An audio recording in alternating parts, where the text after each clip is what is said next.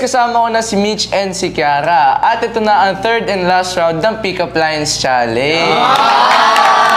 Matatandaan nyo guys, last vlog na una magbigay ng pick-up line si Mitch. Ngayon naman, si Kiara ang mauuna. Ready ka na ba? Yes. Okay, game. Simulan na natin.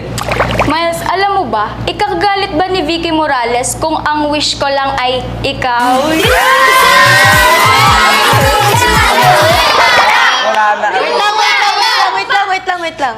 Miles, alam mo, hindi na ako makaisip ng pick-up lines. Bakit? Ikaw lang kasi yung nasa isip ko eh.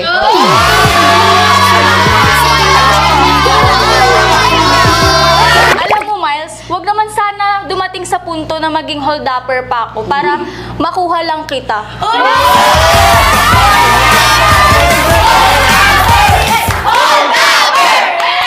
Wait lang.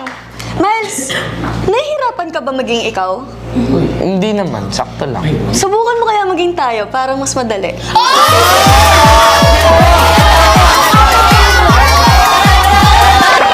Oh, Miles, eto. Sana kung magiging ibang bansa ka, sana Italy na lang. Bakit? Alam mo kung bakit? Bakit? Kasi para Italy kita sa puso ko.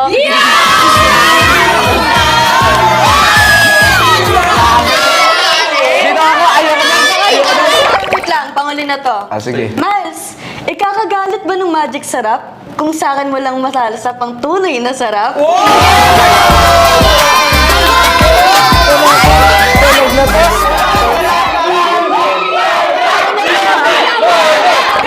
Tama na. Ako naman magbabato ng pick-up line sa inyo ngayon. Ready na kayo? Yes. Siyempre, unahan na kita, Kiara.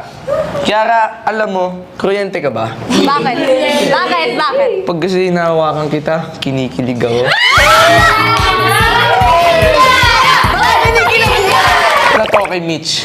Mitch, alam mo, ang pag-ibig ko sa'yo, parang paghinga. Oh, Bakit ko ititigil kung hindi ko kaya? bakit tayo